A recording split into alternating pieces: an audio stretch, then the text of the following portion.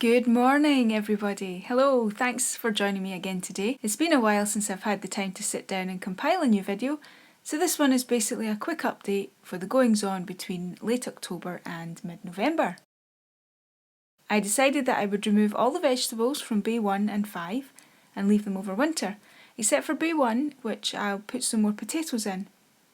I'm going to bring down the tomato house and pack it away for the worst of the weather and hopefully reuse it in spring next year. So here is bay number 1. It's been really successful bay being the first one.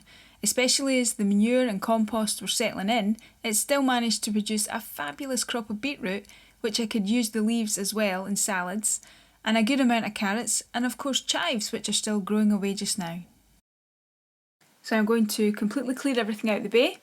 That includes all the chives. They're going to get cut down, they'll be washed and put in the fridge. So I'm just going to give the soil a good turnover and remove anything that's growing. I want to plant more potatoes in this bay for winter, so I have some Albert Bartlett red potatoes, which I bought from the local supermarket.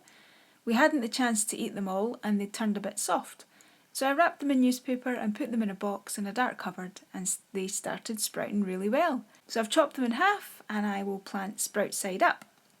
I'm going to plant them a little deeper with the hope they can survive the frost, but also going to put a good layer of old hay on the top of the bay to act as a mulch, and that should also really help with frost protection.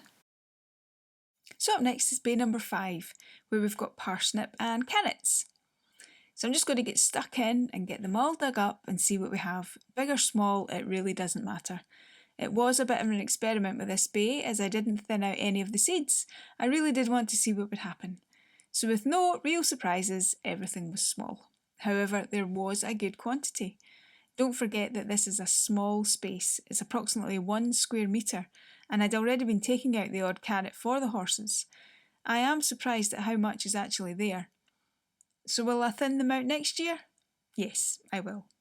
Maybe a little closer than the recommended amount on the packet, but I'll be thinning them out for sure. So again, same as bay 1, I've turned the soil over and removed any debris and covered with a thick layer of mulch, and I will leave this bay completely alone and will be left over winter, ready for spring next year. Next up on the to-do list is to take down the tomato house. The crop of tomatoes from these plants was just fantastic. This is just one of the punnets from the last of the harvests, and they tasted amazing. And with the last of the tomatoes, I kept some of the seeds so that I can grow them myself next spring.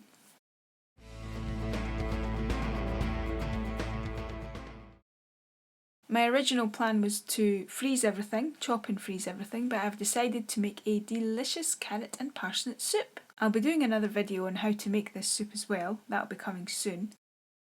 But also, while I have the opportunity, I also make bread. I do have a video on how to make a bread loaf with plain flour that always turns out fantastic.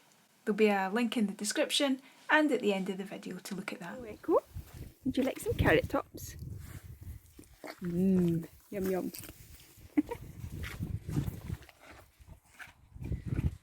Hello Molly, would you like some carrot tops?